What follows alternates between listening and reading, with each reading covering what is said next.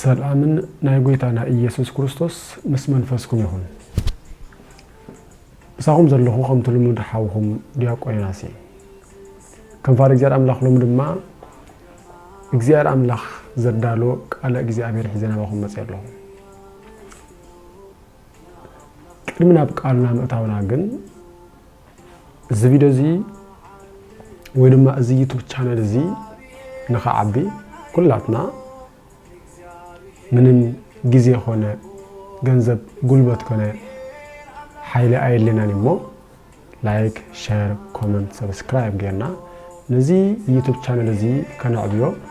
ናይዚ አገልግሎት ድማ ተሳታፊ ትኮኑ በክርስቶስ ኢየሱስ ስም አመሕፀናኩም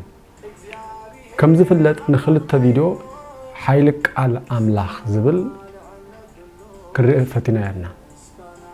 كم تقول لي زبلو أنا بزم حرفلكم ياو كبحر بجلفا كم زبال نعاهم أحسن مخفض أمبر بمولو أما حالي في ما يسيكونن سلزة حيلي قال أملاخ لا إجزابير قال هياو زعي زسرح كم زخونه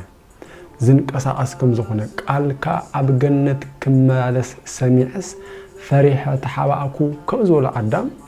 سلازنا إجزابير قال هياو كم زخونه እንደገና ዘን አነዝነረኩም ቃል ህይወቴን መንፈስ ድማይን ከም ዝበለው ጎይታ ሪና ያርና ስለዚህ ቃል አምላኽ ህያው ከም ዝኾነ ህያው እንተራ ኮይንማ ዝሰርሕን ዘሰለጥን ከም ዝኾነው ሪና ያርና በመቀጻልውን እዚ ህያው ዝኾነ ቃል አምላኽ ንኸሰርሕ ቃሉ ናይ እግዚአብሔር ቃል አባና ተግባራው ንከውን ድማ ክንሓስቦን ከነሳላስሎን ከም ዘለና ሪና ያርና ሎም ድማ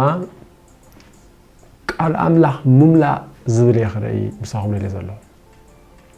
قال أملاخ مملا بقال أملاخ مملا ريهم علىهم أم مصحف قدوس كلت نجار كنملايو مصحف زنغرنا في الله باولس كلت نجار تمولو إلنالو بمنفس قدوس تمولو إلنالو እንደገና ቃል ክርስቶስ በሁሉ ጥበብ መልኡ ይሕደርኩም ይልናል ስለዚህ አነ ደማሎሚ ከቀድሞ ለደ ዘለኹም ቃል ክርስቶስ በሁሉ ጥበብ መልኡ ይሕደርኩም ዝብል ቃል ክርስቶስ ምምላ በቃል አምላኽ ምምላ ቃል አምላኽ ተመልኡ ማለት እንታይ ማለት ጳውሎስ ከዛረብ ኮሎ አብ ቆላሲስ ምዕራፍ 3:16 ቃል ክርስቶስ በሁሉ ጥበብ መልኡ ይሕደርኩም ይልናል እንታይ ማለት ኮን ጳውሎስ ንምንታዩ ቃል ክርስቶስ በሁሉ ጥበብ መልኡ ይሕደርኩም ዝብለና ዘሎ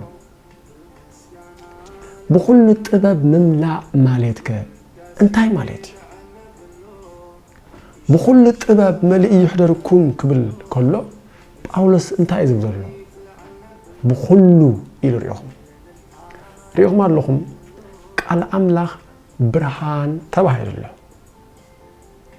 ብርሃን ቅዱስ ጳውሎስ ከዛረብ ኮሎ አብ ካላይ ቆሮንቶስ ምዕራፍ 4:6 ከምዚ ክል ዛሬብሎ እቲ ካብ ጸልማት ሲ ብርሃን ይብራህ ዝበለ አምላኽ ይሞ ንብርሃን ፍልጠት ናይ አምላኽ ክብሪ ብገጽ ኢየሱስ ክርስቶስ ኣብ ልብና አብረሆ ስለዚህ መጽሐፍ ቅዱስ ንመጽሐፍ ወይ ድማ ንቃል አምላኽ እንታይ ልወሎ ብርሃን ይልወሎ ስለዚህ ንፍልጠት እንታይ ልወሎ ብርሃን ይልወሎ ጳውሎስ ድማ በኤፌሶን ታይላሉ ቃል ክርስቶስ በመላአት በሁሉ ጥበብ መልኡ ይሕደርኩም ይልናል ብርሃን ከመይ ብርሃን ከመርሕ ኮሎ ከመይ ዝብልስኪ ንጎርን እስኪ ባህ እዚ ዝወርብ ሻቀይ ነዚ ገዛ ክብርሆን ተራ ኮይኑ ንኹሉ ይዝመሎ ስለዚህ ቃል አምላኽ በሁሉ ጥበብ መልኡ ይሕደርኩም ቃል አምላኽ ብርሃን ኢየሱስ ክርስቶስ ባዕሉውን ብርሃን ኣብ ዮሐንስ ወንጌል ምዕራፍ 3 ከዛረብ ኮሎ ከፍር 18 ብርሃን ናብ ዓለም መጸ ደቂ ሰባት ግን ግብሮም ክፉእ ስለዝኾነ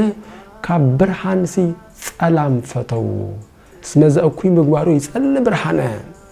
እቲ እኩይ ግብሮም ምንት ከይገሓድ ናብ ብርሃን ክመጹኻ አይፈተውን ይሉ ስለዚህ ኢየሱስ ክርስቶስ ብርሃን ቃል አምላኽ ድማ ብርሃን እዩ ስለዚህ ናይ እግዚአብሔር ቃል ብርሃን እንተዳ ኮይኑ አባና ድማ ናይ ጸልማት ስራሕ ኣብ ኣእምሮና ናይ ናብ ጸልማት ዝወስድ ናብ ጸልማት ግብር ዝወስዱ ሓሳባት ስለ ዘለዉ ሓደ አማኒ ወላ ምስ አመነ ቃል ክርስቶስ ብምልአት እንተዳ ዘይተመልዩ ብጥበብ ብኩሉ እንተዳ ዘይተመልዩ ኣብ ኣእምሮ ጸልማት ዝሓስብ ግብር ጸልማት ዝገብር ናብ ጸጋም ዝመርሕ ሓሳብ ስለ ዘሎ ሪእኹም ኣለኹም ቃል ክርስቶስ ብምልአት ከሓድረና ከሎ ግን ኣብ ኣእምሮና ጸልማት ብርሃን የብሉ ማለት እዩ በአእምሮና ጸልማት እንተዳ ቦታ ሓልዮ ግን ዘይምፍላጥ ኣሎ ማለት እዩ ቃል ክርስቶስ ብኩሉ ኣይመልአናን ማለት እዩ ሪእኹም ኣለኹም መጽሐፍ ቅዱስ ንድንቁርና ጸልማት ይልወሉ ንዘይምፍላጥ ድንቁርና ይልወሉ ቅዱስ ጳውሎስ ክዛረብ ከሎ ኤፌሶን ምዕራፍ 4 ካፍቅዲ 18 ሕጅግና ከምተ አሕዛብ ብኾንቱ ዝነብሩ ንኸይተማለሱ በቃል ክርስቶስ እሰማዓልኩም ኣለኹም ንሳቶም ብሰሪ ዘይብፍላጦም ኣእምሮኦም ብምድንዛዝ ጸልመተ ኣእምሮኦም እንታይ ኮይኑ ጸልሚቱ ካብ ኣምላኽ ድማ ረሓቁ ሪእኹም ኣእምሮኦም ጸልሚቱ እዩ ኣእምሮኦም ደንዚዙ እዩ ካብ ኣምላኽ ድማ ርሕቅ እዩ ቃል ኣምላኽ ኣይፈልጥን እዩ ኣእምሮኦም ስለዚ ሓደ ሰብ ናይ እግዚአብሔር ቃል ብምሉእ እንተዳ ሓኒርዎ ህይወቱ ብርሃን ይዝኸውን ኣብ ውሽጡ ጸልማት የለን ስለዚ ኣብ ቃል ክርስቶስ ብምልአት እንተዳ ሓኒርና ኣብ ህይወትና ድማ ጸልማት ኣይርከብኒ እቲ ብርሃን ዝተባሃለ ቃል ኣምላኽ ኣብ ልብና ስለ ዝሓደረ ኣብ ህይወትና ድማ ኣብ ሓሳብና ጸልማት የለን ስለዚ ጳውሎስ ታይሉ ቃል ክርስቶስ ብኩሉ ጥበብ መልእዩ ይሕደርኩም ሓደ ሰብ በአር ቃል ክርስቶስ ብኩሉ ጥበብ እንተዳ ዘይመልእዎ ኣብ ውሽጡ ናይ ጸልማት ቦታ ኣሎ ማለት እዩ ሪእኹም ኣለኹም ንሕና ሓደ ዝኣመነ ሰብ ኩሉ ብኩሉ መንኡ ኣብ ጸልማት ኣሎ ኣይንብለና ነገሩ ግን ቃል ክርስቶስ ብምልአት እንተዳ ዘይሓዲርዎ ንጸልማት ዝኸውን ቦታ ኣለዎ ሪእኹም ናብ ሓቀኛ ፍልጠት ንኸይበጽሕ እንቅፋት ዝኾኖ ጸልማት ኣሎ ማለት እዩ ነዚ እዩ ጳውሎስ ክዛረበና ከሎ ኤፌሶን ምዕራፍ 5:11 ነቲ ፍረ ዘይብሉ ግብሪ ጸልማት ዝገብር ኣቃልዕዎ እምበር ምስኡ ኣይትሕበሩ ዝበለ ነቲ ፍረ ዘይብሉ ግብሪ ጸልማት ዝገብር እንታይ ግብሮ ኣቃልዕዎ እምበር ምስኡ ኣይትሕበሩ ግብሪ ጸልማት ዝገብር ነዚ ሰብ እዚ ብኸባይ ነቃልዖ ብብርሃን ንጸልማት ብምንታይ ተቃልዖ ብብርሃን ስለዚ በቲ ብርሃን ዝተባሃለ ቃል ንግብሩ ኣቃልዕዎ ማለት ንኣእምሮኡ አንቅሕዎ ካብ ጸልማት ናብ ብርሃን ኣምጽዎ ምስኡ ኣይትሕበሩ በቲ ኣባኹም ዘሎ ብርሃን ነቲ ኣብኡ ዘሎ ጸልመት ኣውጽዎ ማለት እዩ ስለዚ ቃል ክርስቶስ ብምልአት ይሕደርኩም ክብል ከሎ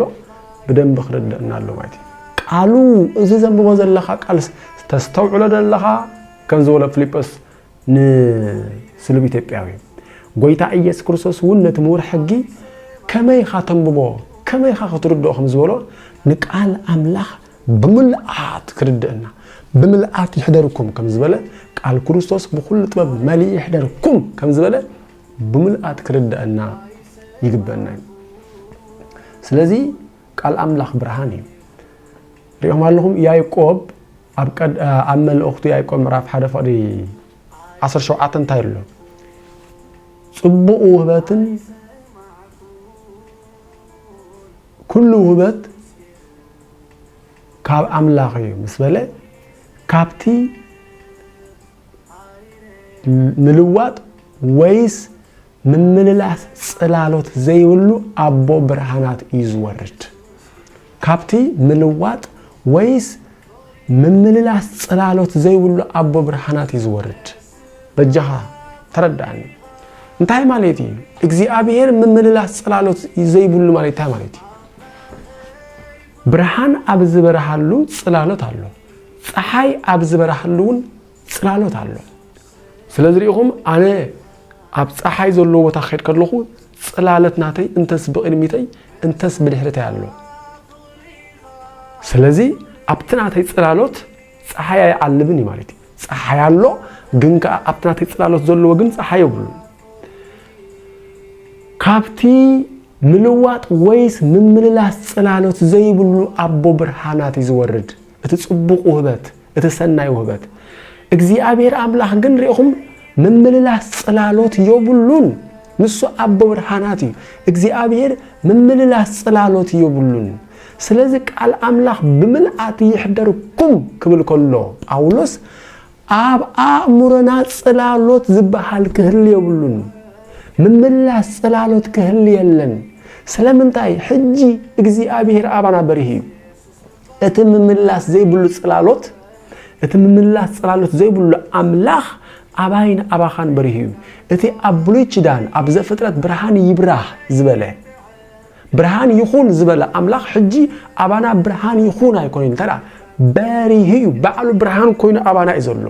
እቲ ምምልላስ ጽላሎት ዘይብሉ አምላክ አባና ስለዘሎ ቃል አምላክ በሁሉ ጥበብ መሊኡ ይሕደርኩም ስለዚህ እግዚአብሔር ባዕሉ ናባና አቲ አባና ብርሃን ኮይኑሎ እቲ ኣብ ኩሉ ዝበርህ አምላክ በሁሉ አባና አሎ ንሕና